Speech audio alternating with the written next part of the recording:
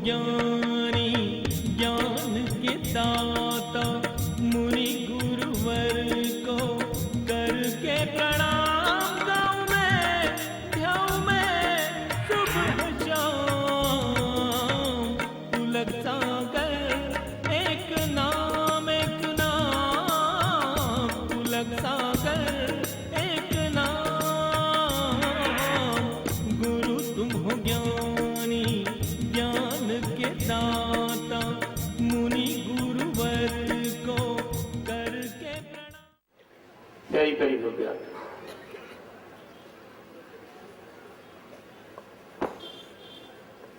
एक बुराई समाज में पनप रही है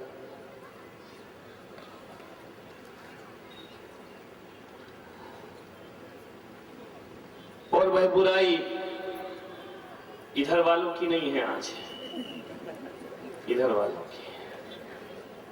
विचार करना है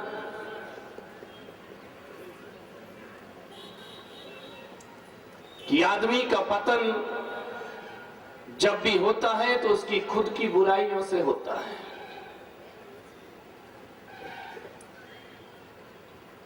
राम ने रावण को नहीं मारा, रावण की बुराइयों ने उसका अंत कर दिया।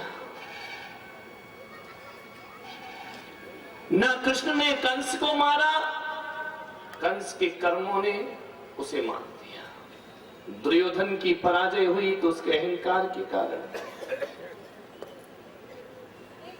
लादेन छुपा छुपा घूम रहा है तो अपने कर्मों के कारण। सद्दाम बेरहमी से मरते हैं तो उनके कर्मों के कारण।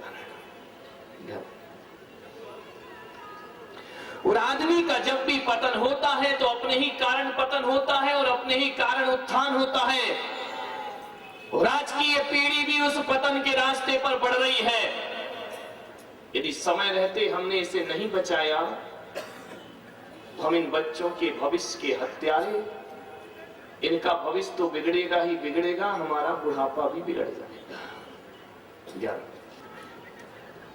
उत्थान पतन के दोराहे पर खड़ी है ये पीढ़ी। वक्त रहते हमें इसे सही दिशा देना है।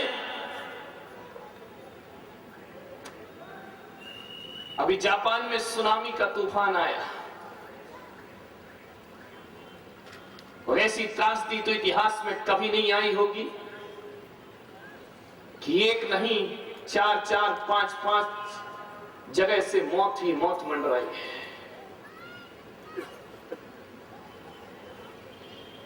जापान का तूफान आता है, पूरी दुनिया में हो हल्ला मच जाता है, पूरी दुनिया स्तब्ध रह जाती है। गुजरात में भूकंप आया, सारी दुनिया स्तब्ध रह गई। राजस्थान में सूखा पड़ता है, पूरा देश चिंतित हो जाता है। जापान का तूफान रोज रोज नहीं आता, आता है चला जाता है। गुजरात में भूकंप रोज तो नहीं आता है ना, सूखा रोज रोज तो नहीं पड़ता है ना। लेकिन क्या बात है कि एक तूफान पर ऐसा है जो घर घर में आ रहा है। बड़ा शांत तूफान है, जिंदगियों को बर्बाद कर रहा है। और ऐसा तूफान आ रहा है समाज में, चाहे वो महाजन कौन हो, चाहे वो पढ़ी लिखी समाज हो या अनपढ़ समाज हो, चाहे सभ्य समाज हो या असभ्य समाज हो, चाहे गरीब की झोपड़ी हो या अमीरों की कोठी हो, हरे चाहे धर्मात्मा हो चाहे पापी हो, और चाहे तिलक खींचते हो और चाहे मंदिर में झुकते भी ना हो, तो भी उनके घरों में ये बुराइयां पनप रही हैं। ये बुराइयां धड़ल्ले से हमारे बीच में आ रही हैं, हमारी समाज के बीच में आ रही हैं। समाज का शोषण हो रहा है, समाज का पतन हो रहा है, ये देश खोखला हो रहा है। एक बुराई, वो बुराई है, वो कोई तूफान है, वो नशे का तूफान है। ध्यान, बोतल का तूफान शीशियों में बंद होके आता है और सड़कों पे खुला छोड़कर चला जाता है। नशा समाज का नाश है, नशा परिवार का नाश है, नशा राष्ट्र का नाश है, वो बड़ी तेजी से समाज में फैल रहा है। नशे का राक्षस अपने पंजे में पूरी सभ्यता को गिरफ्त करते जा रहा है, हर परिवार को गिरफ्त करते जा रहा है। मुझे कुछ समझ नहीं आती है ये बात है कि सरकार की नीति क्या है। एक कानून है कि जो आदमी शराब पीता है, सड़क पर यदि बहता मिल जाए तो उसे उठा करके थाने में बंद कर दो, जेल में बंद कर दो, उसके लिए कानून है। एक तरफ तो सरकार शराबी के लिए कानून बनाती है, एक तरफ तो सरकार ने शराबियों के लिए सजा का प्रावधान रखा है, और दूसरी तरफ यही अंधी सरकार शराब के धड़ल्ले से लाइसेंस भी दिया करती है, दुकानें भी खुलाया करती है। क्या चाहती है ये सरकार? एक तरफ तो शराब पीना अपराध है और दूसरी तरफ उसका लाइसेंस देना। ये कैसा अंधा कानून इस देश का? अब मेरे भाई बताओ, सरकार लाइसेंस देगी, शराब की दुकानें खुलाएगी, तो भाई ये पीने वाले पिएंगे नहीं तो क्या लेकर के उसे नाली में फेंकेंगे? पिएंगे, जरूर पिएंगे। ध्यान रखिए, सरकार भी इसमें दोषी है। देश के कर्णधार क्या चाहते हैं? इस देश की जवानी को शराब पिला पिला कर खोखला करो। अरे मेरे भाई, जिस देश की जवानी खोखली हो जाती है उस देश की सुरक्षा पर भी प्रश्न चिन्ह लग जाया करता है। क्या होगा पैसों के, रुपयों से? तुम्हें तोप तमंचे तो अमेरिका से मिल जाएंगे, लेकिन जवानी खोखली हो गई तो उन्हें चलाने वाले हाथ इस धरती पर नहीं मिल पाएंगे। इस देश का आंतरिक ढांचा असुरक्षित हो जाएगा।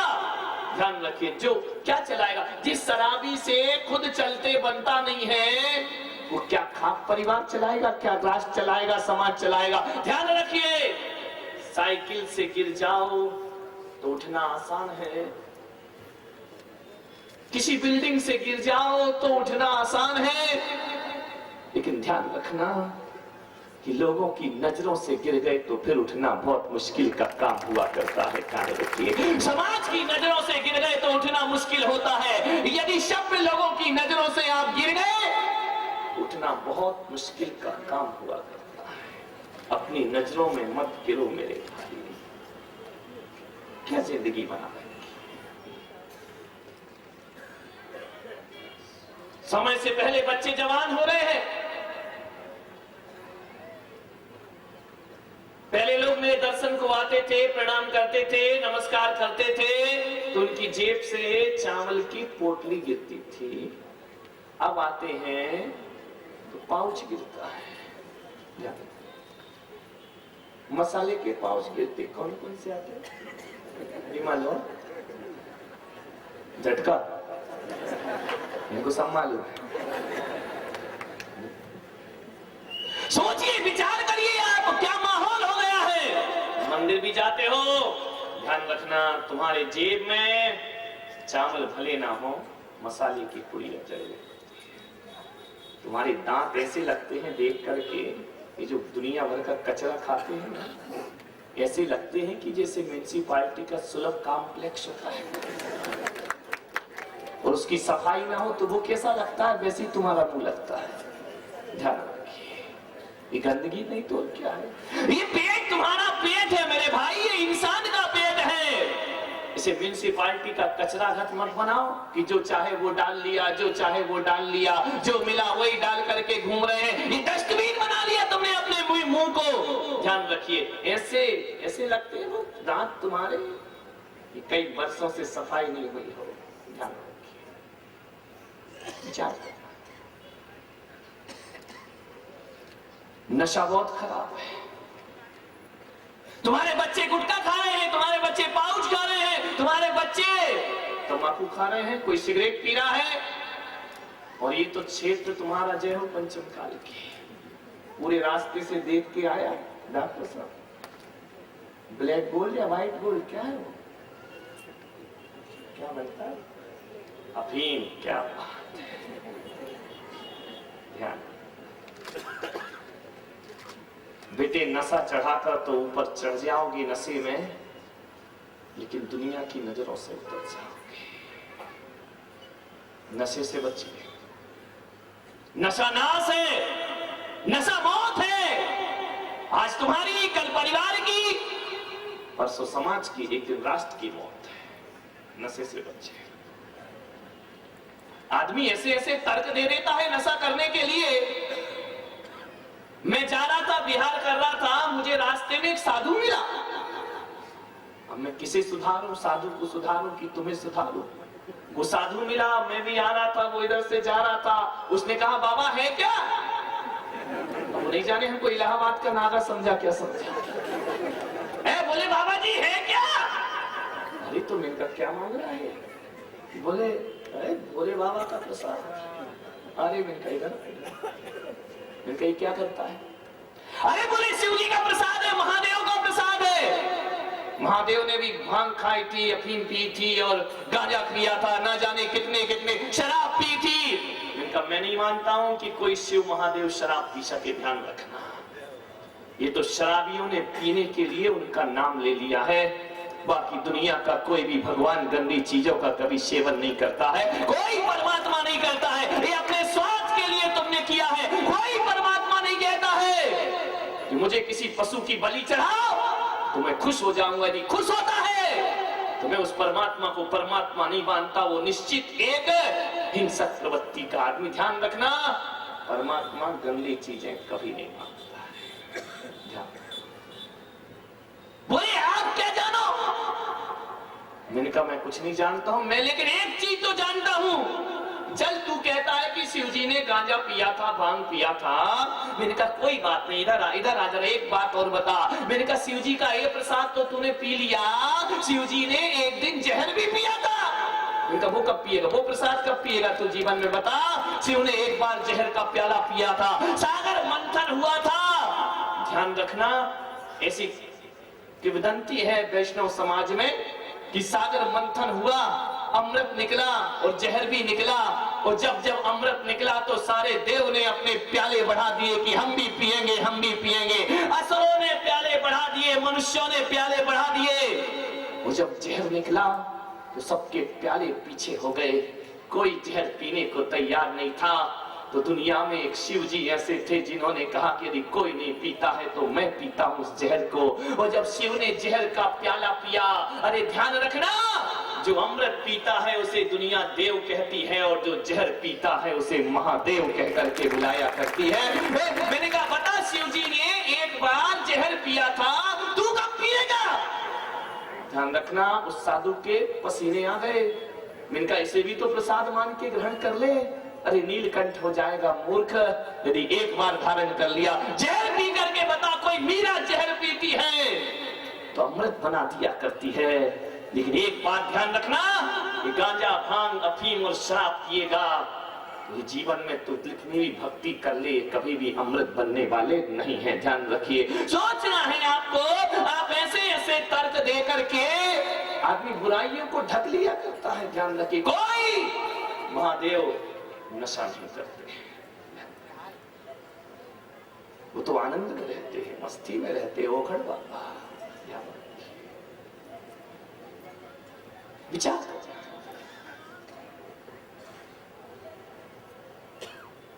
अब मैं क्या करूं? अकेली सरकार भी दोषी नहीं है और सरकार को कोसने से कुछ होगा भी नहीं। वर्षों से सारे संतों ने सरकार को कहा, आप लोगों ने सरकार को कहा कि शराब बेचते हैं, शराबी बना दिया करते हैं। चलो सरकार नहीं मानती ना, तो मान जाओ।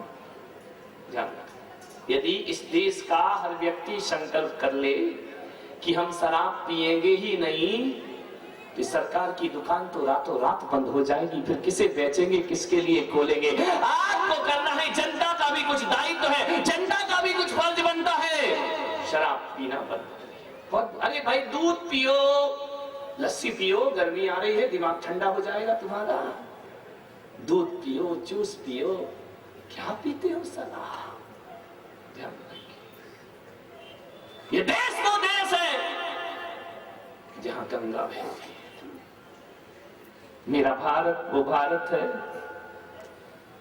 जहां गंगा का सम्मान होता है और गंदोदक को जहां माथे से लगाया जाता है। ध्यान रखिए, गंगा और गंदोदक को माथे से लगाने वाली ये समाज, जहां इतना सम्मान है इन नदियों का, गंगा तेरा पानी अमृत झरझर बहता जाए। अरे जिंदगी को सुकून में ढालना है तो गंगा का जल पी लो, और गंगा का जल रोज ना मिले तो मंदिर में जाकर गंधोदक माथे से लगाओ, तुम्हारी जिंदगी संवर जाएगी, तुम्हारे जीवन का उद्धार हो जाएगा। ये गंगा जल को छोड़कर शराब का गंदा जल पी रहा है आदमी, अपने मुंह से लगा रहा है। ध्यान रखिए, गंगा जल और गंदा जल। एक आदमी से मैंने पूछा कि भाई तू शराब क्यों पीता है? तो क्या करे, सरकार ऐसी बिगाड़ती है देश में, ऐसे ऐसे। बोले कि मुझे पीने का शौक नहीं, पीता हूं गम। हाँ बोल दो, वैसे तुम भी सब ठर्रा लगाते हो। महुआ हो या अंगूरी, पीना बहुत जरूरी, और बिन पिए चैन नहीं आए। और पीने वाले खूब पियो, चाहे लोटा तक दिख जाए। उस शराबी ने कहा कि मुझे पीने का शौक नहीं, पीता हूं गम भुलाने को। मैंने कहा एक बात बता दे मेरे भाई, क्या शराब पीने से तेरे गम मिट जाते हैं? रुक गया थोड़ी देर, बोले जब तक नशा रहता है घंटे 2 घंटे, तब तक तो मिट ही जाते हैं गम। मैंने कहा पागल, चल शराब पीकर तेरा नशा, तेरे नशे में तेरे गम तो मिट जाते हैं। घंटे 2 घंटे को तेरा गम मिट जाएगा, लेकिन पूरा परिवार गम में डूब करके मर जाएगा। पूरे परिवार को गम में डुबो देना, ये कोई जिंदगी नहीं हुआ करती है। अपने शौक के लिए परिवार की इज्जत दांव पे लगा देना, कहां की इंसानियत है भाई। मैंने कहा देख, गम मिटाना है तो एक काम कर। बोले बोलिए। मैंने कहा गंगा में नहाएगा तो चंगा हो जाएगा, शराब में नहाएगा तो भिखमंगा हो जाएगा। ध्यान रखिए, सड़क पर तेरी जिंदगी आ जाएगी, दर दर की ठोकरें खाएगा।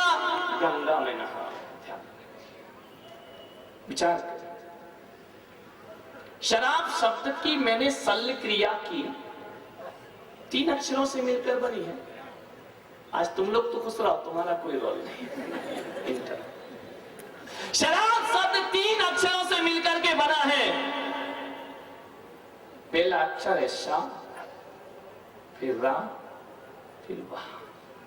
शा का अर्थ होता है जो सड़ाती है, रा का अर्थ होता है जो रुलाती है, और बा का अर्थ होता है जो बर्बाद कर जाती है। वो शराब कहलाया करती है। उसकी परिभाषा ही कह रही है कि मैं तुझे सड़ा दूंगी, मैं तुझे रुला दूंगी, और मैं तुझे बर्बाद। एक बोतल के दीवाने, ध्यान रखिए, जरा एक बार सोच लेना। तू सोचता है कि पी पी कर मैं बोतल खाली कर रहा हूं, और बोतल कहती है मूर्ख, तू मुझे क्या खाली करेगा। पीता तू है और जिंदगी तेरी खाली होती जाती है, तेरी जिंदगी खोखली हो जाएगी। अरे घूंट घूंट में मौत लेकर आ रही हो, हर घूंट में शराब की मौत हुआ करती है, ध्यान रखना। दिगंबर जैन समाज के प्रख्यात कवि हृदय संत वात्सल्य मूर्ति प्रखर वक्ता मुनि श्री पुलक सागर जी महाराज की लेखनी द्वारा अलौकिक साहित्यों की रचना हुई है। मुनि श्री द्वारा रचित ग्रंथों को पढ़ने से आपका जीवन निश्चित ही नए आयामों को प्राप्त करेगा। साथ ही मुनि श्री के विचारों को जानने के लिए मासिक पत्रिका पुलक वाणी के सदस्य बन जीवन में नई ऊर्जा का संचार करें। मुनि श्री के साहित्य एवं पुलक वाणी को प्राप्त करने के लिए संपर्क करें। केंद्रीय कार्यालय वात्सल्य भवन, P75, गली number 5, Bihari colony extension, Shahdara, Delhi 110032। Mobile 919810900699। Email pulakvani@gmail.com।